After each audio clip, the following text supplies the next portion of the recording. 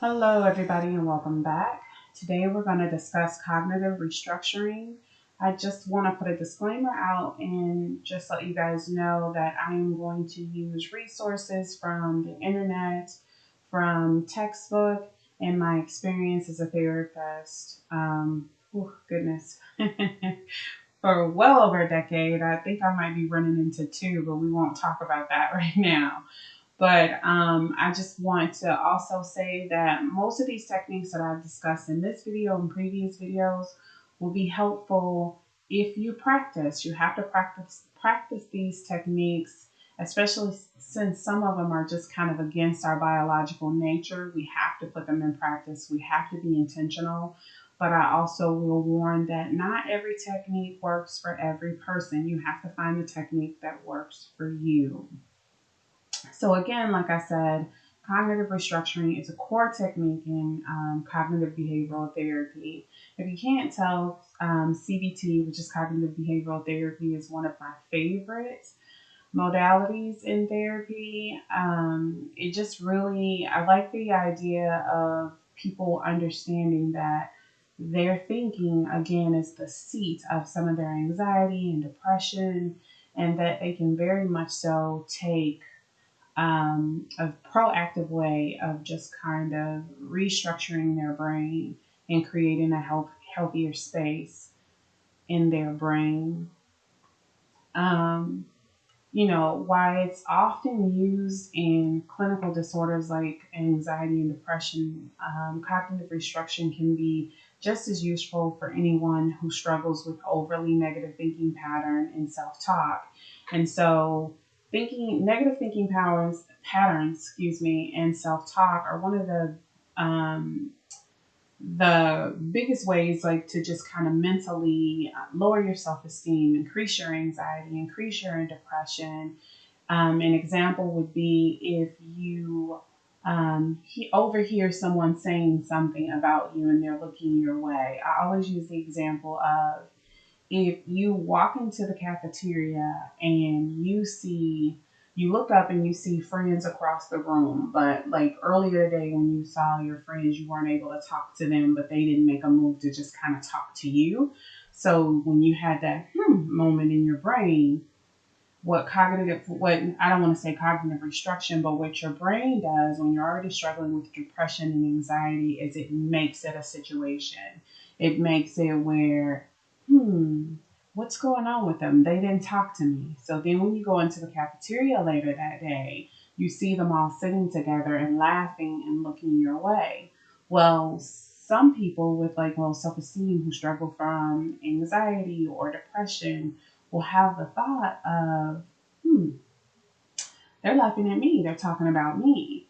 And so, and I don't want to make it seem as though like you may have horrible self-esteem or horrible anxiety or depression. Sometimes, like with that negative self-talk, you create a negative belief system, which we'll get into another video.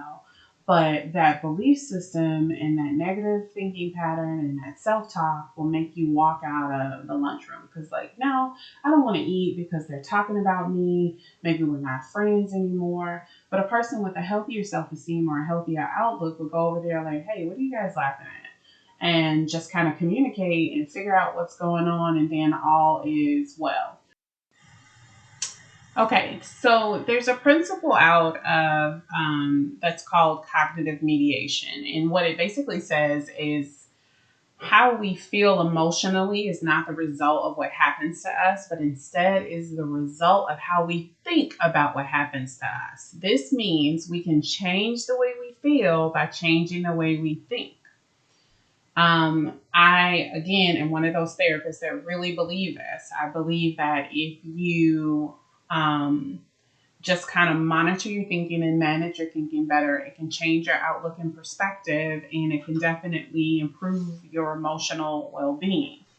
So I'm going to read this example I found off the internet because why reinvent the wheel, but I thought it was a very great example. So the scenario says, I was browsing through Facebook one evening before bed, and I noticed that my best friend had posted about how much fun she had with another one of our friends earlier that day.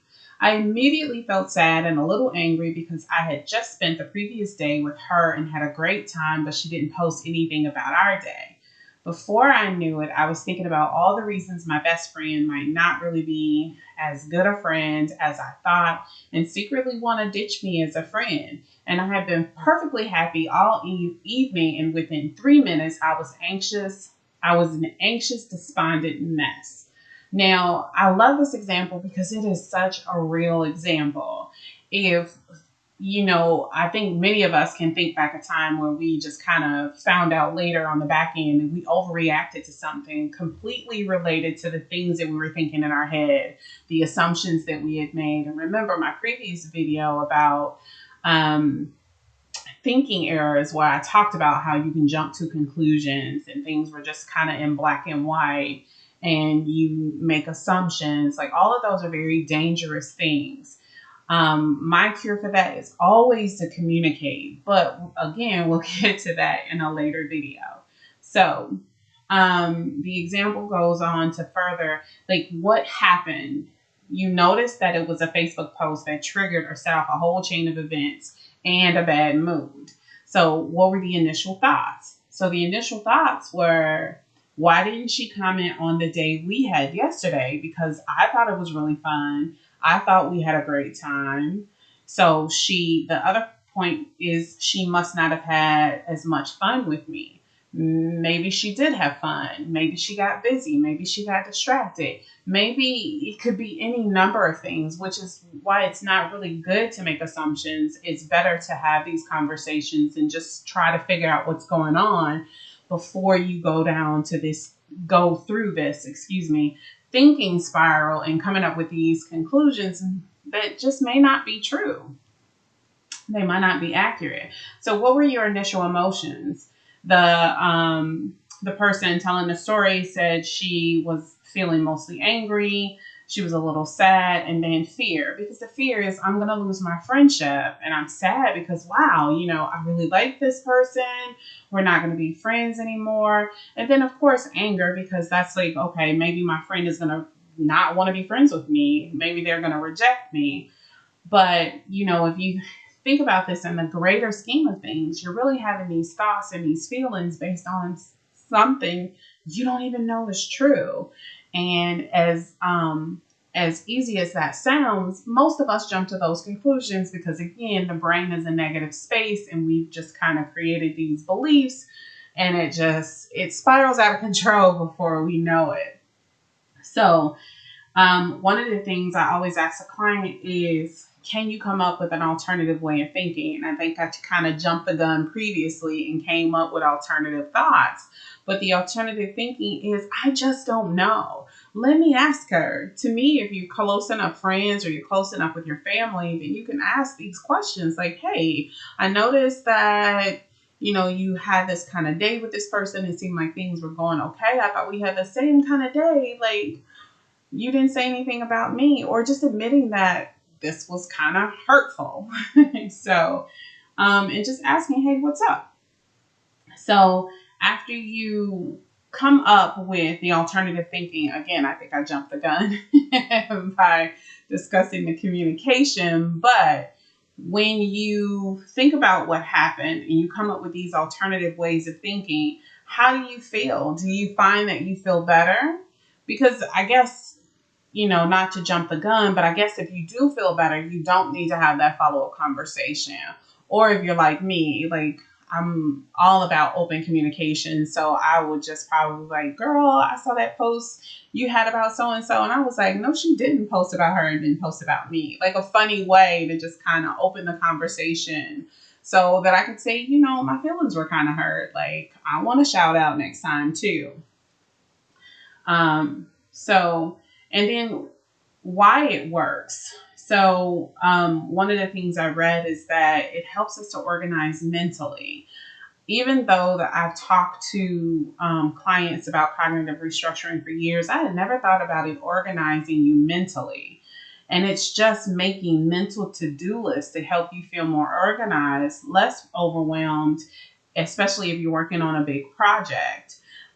So if you are studying for a big test and your brain is telling you you can't do this, you're going to fail. Remember, you didn't know so and so. Just restructure. If I study long enough, I will pass. If I do this, if I don't pass with 100, I'll get a better grade than I did the last time.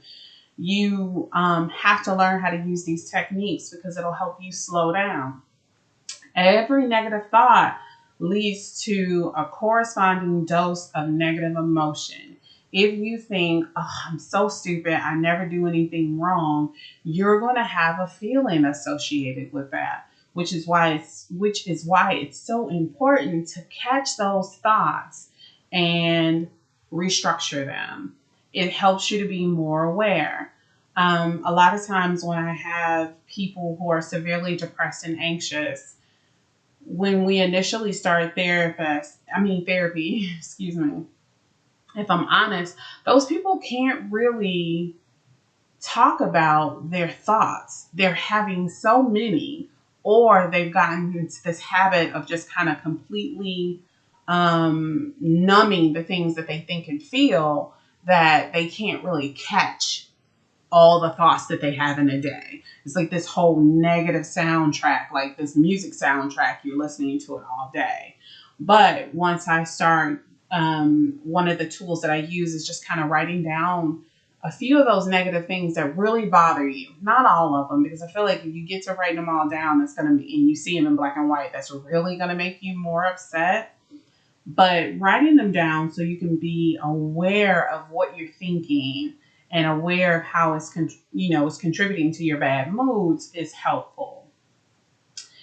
It also gives you a sense of agency and control. So by noticing your default thinking pattern, if you notice that your default thinking pattern is negative, then you have to figure out a way to generate some new and alternative thoughts, like some new and positive thoughts. You can definitely do this because a lot of times, again, I'll hop back to depression and anxiety. You'll hear me mention those most, but it's the same thing with PTSD and other mood disorders. You have to understand where your thought process is coming from and then walk that back and say, okay, I have control over what I think. So let me say this. Initially, you won't have as much control. Initially, you won't feel as empowered. You'll feel kind of defeated because, again, your brain has been so negative for so long. It's almost like you have to it's like a cleaning process. Think of it as a cleaning process. The more positive thoughts I use is like Windex or 409 to just kind of clear up the fog. And eventually, it'll be cleaner.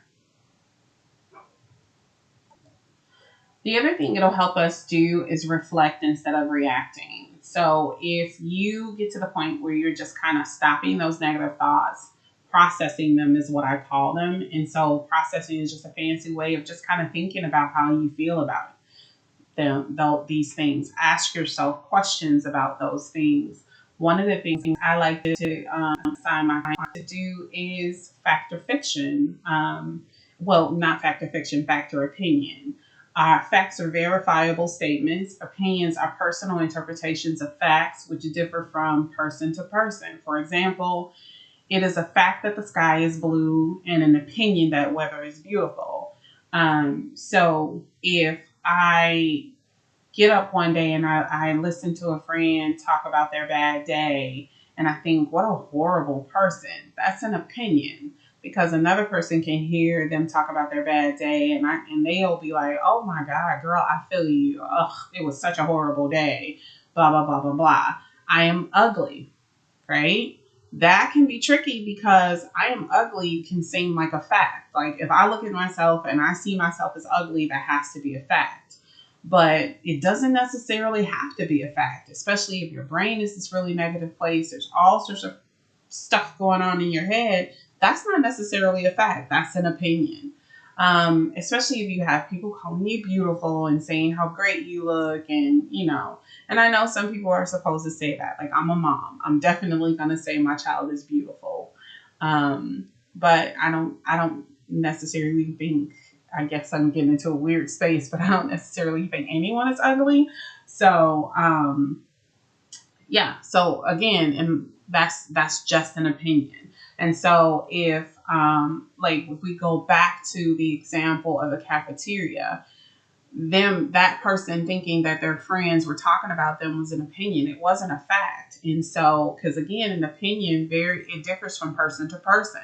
So if you go to your friends in the cafeteria and say, hey, I felt like you guys were talking about me, that's why I walked out, what's going on? And if they say, well, we weren't talking about you, you've just proved that what you thought was an opinion. It was not a fact.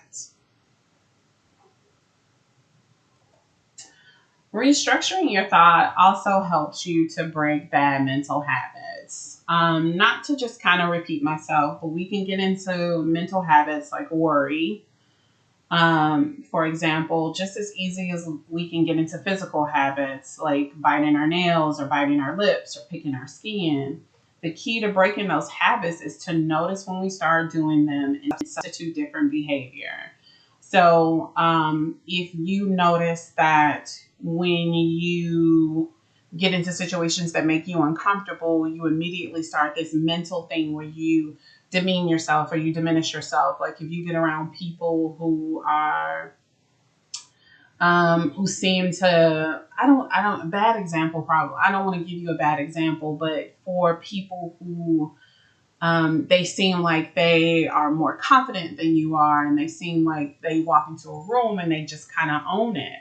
Well, you then begin to say, well, I'm not as graceful as so and so, or I don't do well socially. I'm a little awkward. I'm so weird and so strange. Well, again, that's an opinion. You don't know what this person is thinking in their head. That person could be an absolute nervous wreck and they've learned these techniques to just kind of fake it until they make it. You just never know. So you want to break these mental bad habits because again, they create this really negative space in your head, and then they completely create this negative view of self. So one of the ways to restructure your thoughts is using a thought record. I mentioned it earlier in the conversation, but I didn't go into detail. So I wanted to just kind of lay things out and just really go into detail when it comes to doing the cognitive restructuring via a thought plan. So it's just a step-by-step plan to take just to take inventory of what has happened and what triggered the behaviors and what to do next. And typically, doing this, although it may seem like it's a big task, later on it'll become a habit and you'll begin to just kind of mentally do it without thinking about it. So, without it being so labor intensive. So step one, you want to hit the pause button. Cognitive restructuring can be useful in many situations. But the best time to use it is when you notice that you're feeling a strong negative emotional reaction to something, especially if your response seems out of proportion to what happened. So again, we go back to the Facebook post. That was out of proportion with what happened. So your typical way of responding, you want to write down your typical way of responding to a sudden wave of negative feelings. Is to act, I feel angry, I lash out, I feel anxious, I hide, I feel sad. Sometimes when people feel sad, they'll turn to drugs or alcohol or any other substance to just kind of take the numb away. And sometimes when people feel sad, they do like thrill-seeking things to just kind of ignore that they feel sad and bring on other more pleasant feelings, which is why, and then some people will even move into self-harming.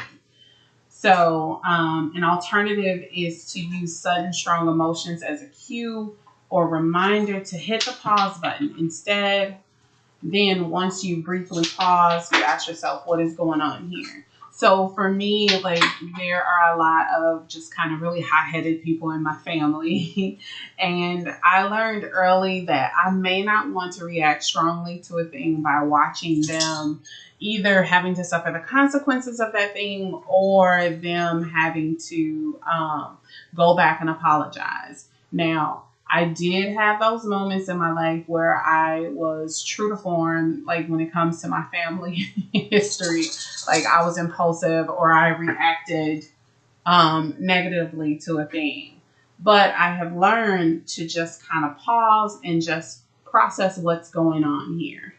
The next thing is step two is to identify the trigger. Once you've used sudden strong emotions as a cue to pause, the next step is to identify what triggered your response in the first place. Because I found that a lot of times if we don't identify the trigger, then we deny the trigger. And the longer we deny the trigger, the worse it's going to be in the end.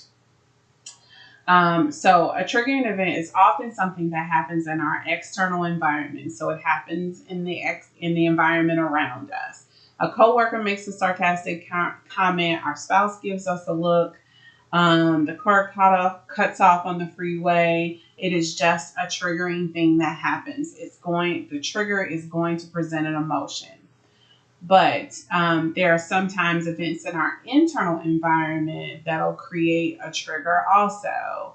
So a thought pops in your mind that you forget to mention a critical idea during a meeting, or a memory of a recently deceased loved one, something someone said to you that was hurtful, that you didn't say anything about. And so to identify the triggering event in a given situation is use who, what, when, and where. Who is or was present with me at the time I got upset? Because we're social animals, and by nature, people often play either a direct or an indirect role in our emotional responses.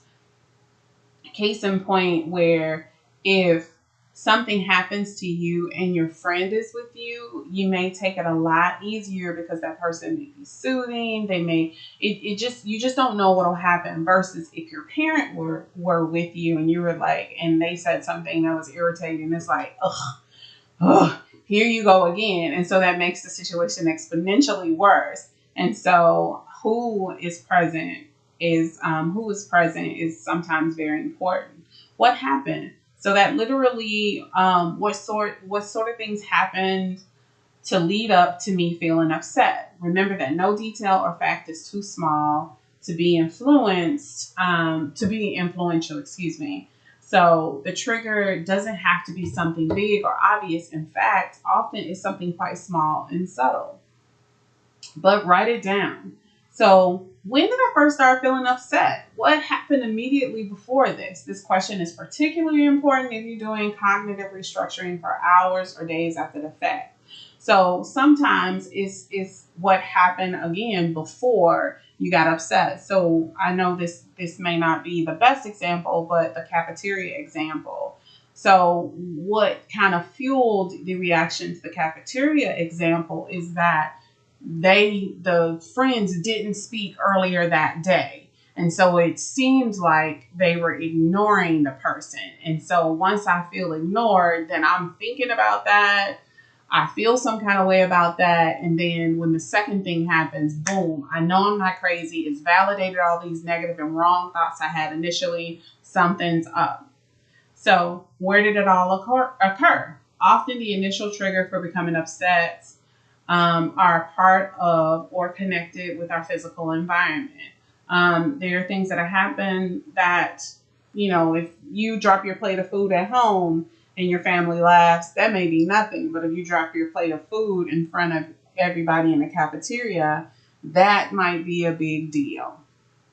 It might cause some stress, some trauma, who knows, depending on how people respond to that event.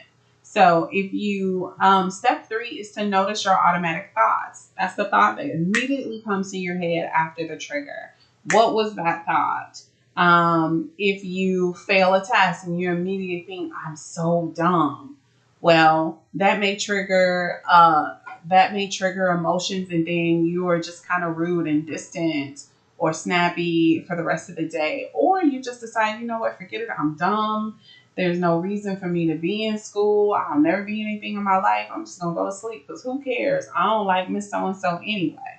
So noticing your automatic thoughts help, because you will respond to those automatic thoughts in feeling and behavior.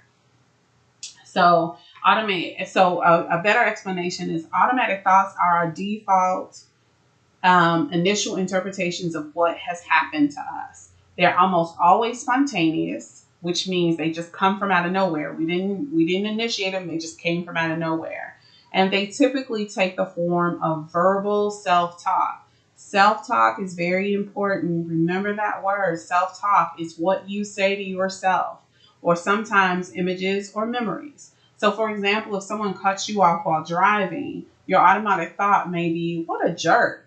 Or if you see an email from your teacher that says important, all you see is a subject line to say important. Some of us may freak out, like, what's going on? Like, what did I miss? Am I in trouble? Like, what's going on? I must have forgotten something. Or perhaps you may see a billboard advertisement for a funeral home that triggers a memory of your grandmother's funeral, what it looked like, how you felt, etc. Those things really, really matter.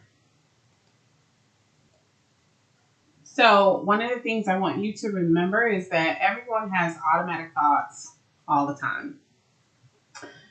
And most of the time, we either don't notice them all, we don't notice them at all, excuse me, or we're only vaguely aware of them. When it comes to cognitive restructuring, it's important to build a habit of becoming more aware of our automatic thoughts and really examining them closely. That's what I mentioned earlier today, like earlier in the conversation when I said someone that's depressed or anxious, they have so many thoughts that they don't realize or they are not aware of all that they are thinking. And so it's really just kind of making a habit and being very intentional about capturing those thoughts and understanding how they affect you.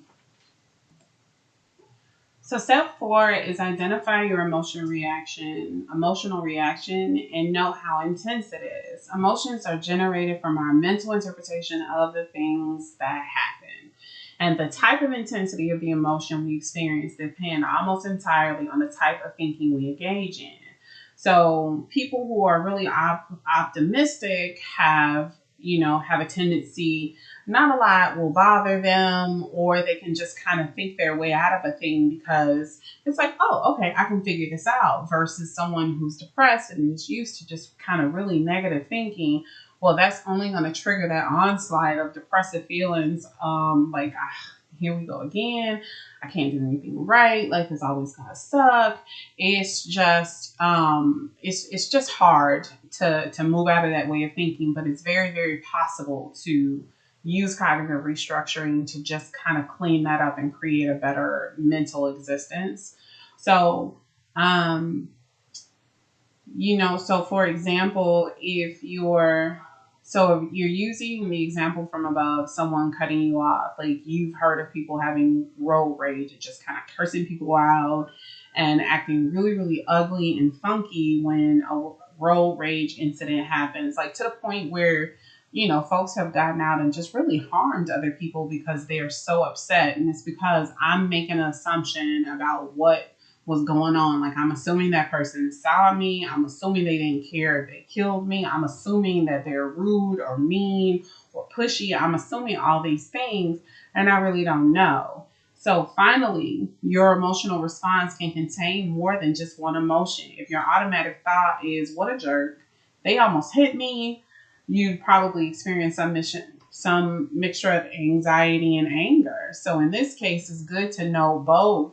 And on your thought record, you want to write down both of those. And then typically one emotion is stronger than the other. And so you want to write down from a scale of 1 to 10, with 10 being the lowest. With 1 being the lowest and 10 being the highest, like, how do I feel? Like, for me, if I had a near miss and it triggered some anxiety in me or some kind of emotion in me, I would probably be annoyed. So my anger would probably be like a 1 or 2, but my anxiety would be like super high. It'd probably be like a 7 or an 8. And that's really because I just don't like the idea of accidents. Like, I'm super afraid of like car accidents because I've had a really bad experience.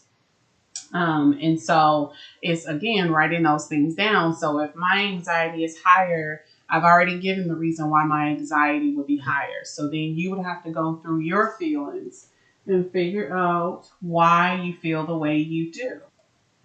Okay, so step 5 is to generate alternative thoughts. Again, I talked about this in the earlier conversation.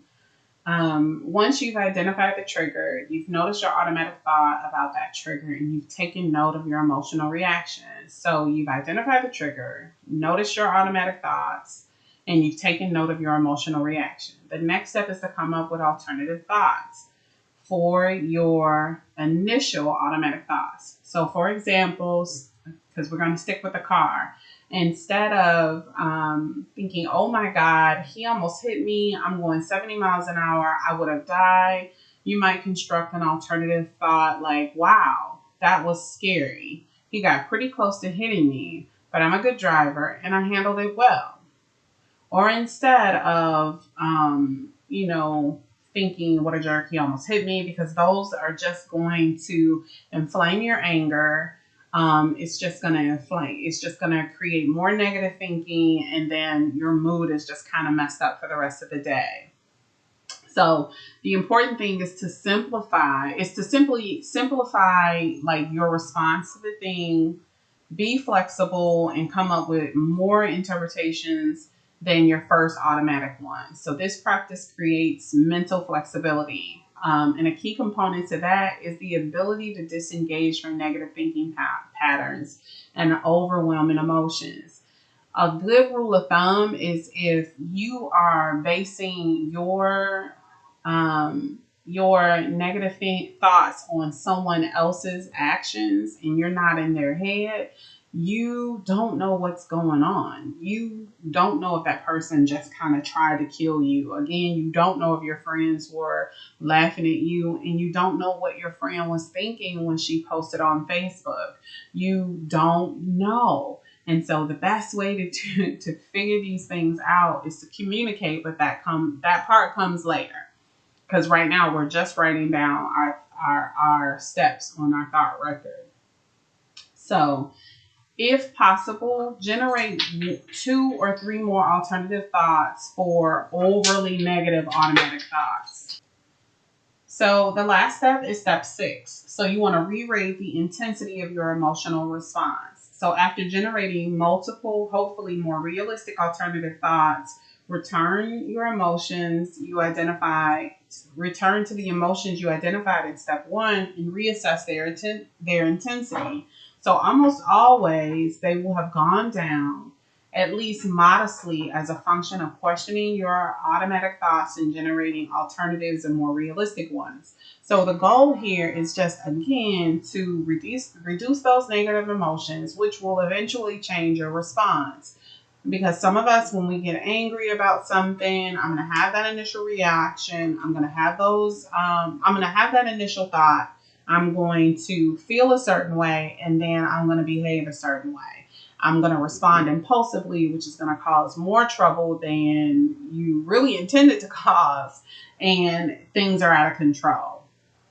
So just know you are more likely to stick with this habit of cognitive restructuring if you practice it, and you'll benefit from it long term. I'm telling you, it works. It has worked for me for a very long time.